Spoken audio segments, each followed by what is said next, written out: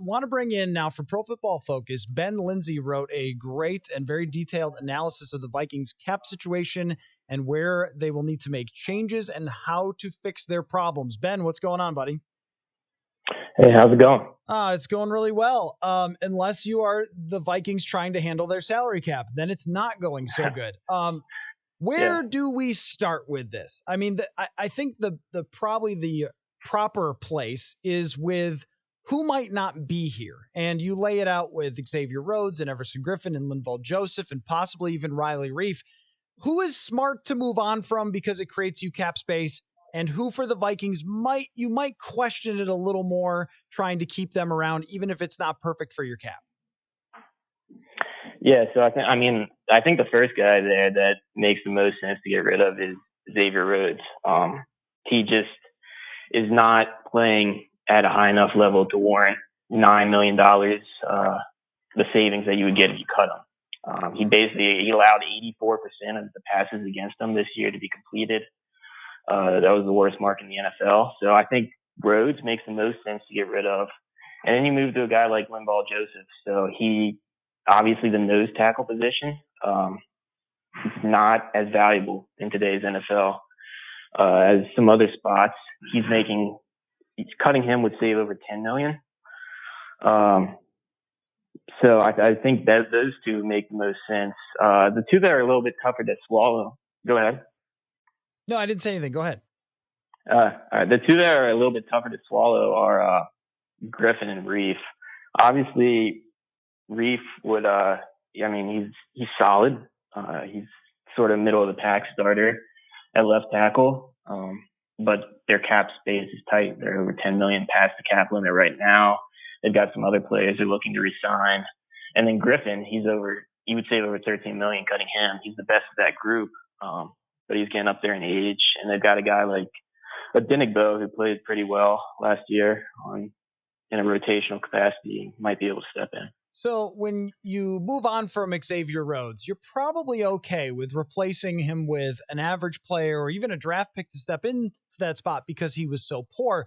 But the other guys, even though I looked at the grades that you put out there in your article, and Linval Joseph's pass rushing especially has gone down and down and down since especially 2017, where he was one of the most dominant players at his position. But replacing a guy who's that big and who's that powerful at that spot, that has been important for Mike Zimmer in the past, how hard is that to do for a defensive lineman who's been really, really good for this team over the last few years? Yeah, I mean, you're looking to replace a guy who's sort of been a fixture of the defense, a big part of what they've done and their success. That's hard. But there's guys that they could probably go look after in free agency that could come cheaper. Guys like Andrew Billings, maybe Danny Shelton, Michael Pierce would probably be cheaper. I think the savings just make that worth moving on when they have other players in more valuable positions to sort of look after. Yeah, I think so too. With the nose tackle position, the best of Linval Joseph would be really, really hard to replace, but the current version is probably someone you can find on the free agent market for a couple of $1 million. The thing I wonder about with all these changes is in a bubble, each one kind of makes sense. Like, oh, Everson Griffin, okay, that's fine. Or maybe you don't re-sign Trey Waynes. All right, that's no big deal. And Anthony Harris. But the accumulation of these, Ben, there's just not enough space that they can create, I think, versus draft capital that they could spend that is going to make this an uber talented defense for next season. But how can they get close if they lose Griffin, if they lose Harris in free agency, if they let go Trey Waynes, if they let go Linval Joseph? What's the best approach to getting them to still be a reasonably good defense or in the ballpark of where they were last year, which was 5th in the NFL in points? Yeah, I think, so to answer that, I think there's probably a pretty good chance that the defense isn't going to be as good. Just looking at everything they have to do, I think the top priority should be to re-sign Anthony Harris. It's going to be pretty costly. Over at our free agent rankings page, he's projected 4 years, $56 million, something in that range. But he's been one of the most valuable safeties in the NFL the last couple of years. And then So they need to free up the cap space to do that. And then replacing guys like Griffin and Joseph, that is probably either taking shots on guys like Vinny Curry maybe at edge, cheaper free agent options that have a little bit of upside and have shown the ability to perform, and then the draft. Our lead draft analyst, Mike Renner, has been taking Marlon Davidson in the first round of his latest mock. The guy that played the edge at Auburn, but he projects more to be sort of a three technique in the NFL. I think they're going to have to hit on some free agents that are a little bit more high upside, high downside, and then look in the draft early. Well, let's circle back to the Anthony Harris thing, because he's really good and it was a great playmaker for them. And I could see why he would be so high on the PFF rankings after covering every game. But there's also the matter of they're already spending a lot on Harrison Smith. And there aren't too many teams in the NFL, Ben, that are spending 20 or 30 million on their safety position. How valuable is it when we're ranking positions on the defensive side? Because I look at it as, I mean, it's great to have this outstanding player to go along with another guy who's borderline Hall of Fame in Harrison Smith. But if you end up neglecting the cornerback position with the money you're spending because of it, I think you're going to get similar results to last year when they struggled with Xavier Rhodes and Trey Waynes in there. Yes, the value of the safety and cornerback, two most valuable positions when you're looking at it through some of the stuff our data science team has done. But that's a fair point at cornerback. The thing is, there's not a whole lot of ways to spend money at cornerback this offseason. You've got guys like Byron Jones and Chris Harris, and then it sort of falls off after that. So I think the way to do it is to look for your cornerbacks in the draft and go after Harris, even though that means you're spending a lot of money between him and Harrison Smith.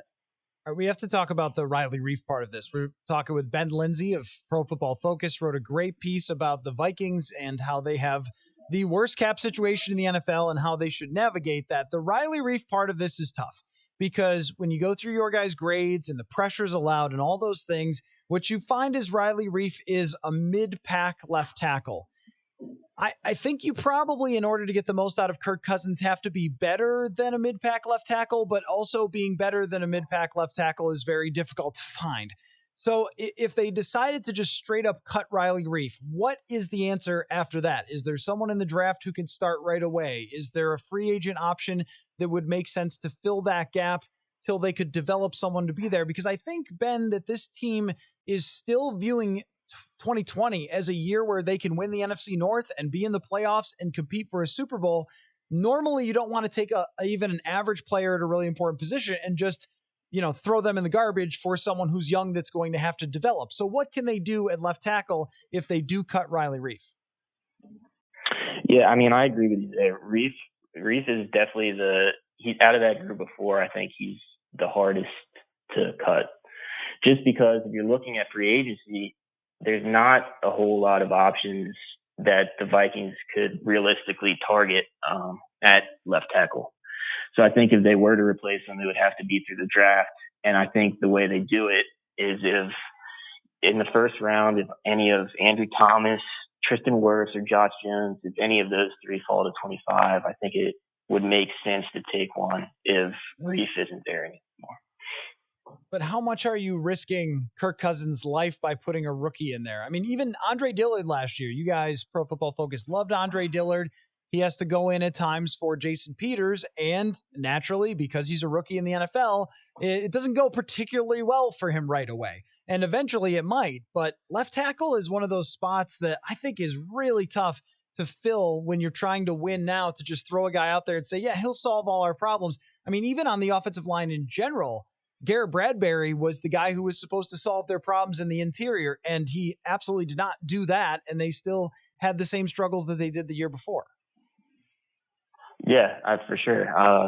That's why I was saying Reif is probably, out of those four, the hardest to replace. So if they feel that they can, if they get rid of guys like Rhodes, Joseph, possibly Griffin, if they get rid of them and they have enough cap space where they feel like they can make the moves they need to, then it makes sense to keep Reef because rookies, especially on the offensive line, do struggle in their first year. They tend to. A guy like Dillard had the highest pressure rate allowed of qualifying tackles this year. He was a guy who, out of Washington State, projected really well, but he just didn't put it all together in his first year. Mm-hmm. So that's definitely a risk that the teams would be taking if they were to get rid of Reef. Yep, because you go from going against maybe one player who's as good as Nick Bosa to every team has a guy who is rushing over you who's really, really good in the NFL today. And that's why I think this one is really risky. But also, last year out of Riley Reef, they got a decent season. And the amount of injuries that he's sort of built up over the years, I wonder how much longer that's going to last.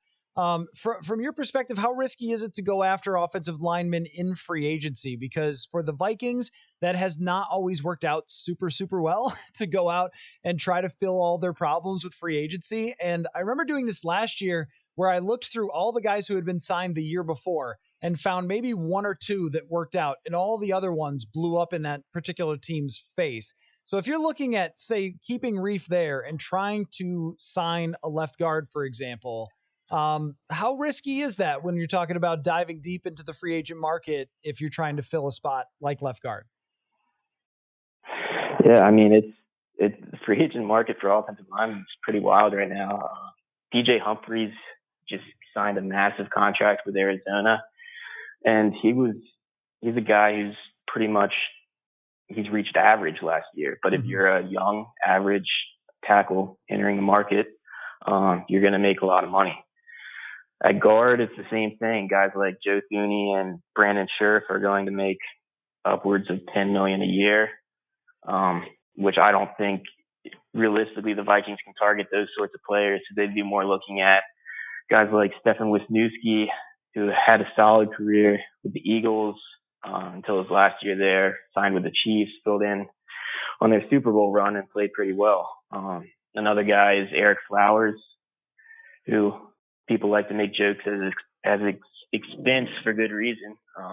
He was pretty bad as a tackle for the Giants. That's the guy you want to target, Ben. That's the guy you want to go after. When the analysis is people like to make jokes at his expense for good reason. So you can get him if you want. well, for at tackle. So last year he kicked inside the guard for the Redskins, and he played like a middle of the pack guard. So maybe he has more value there, but that's the kind of guys you're looking at if you're the Vikings and you don't have a whole lot of space to work with, because the top of the line options aren't going to come cheap.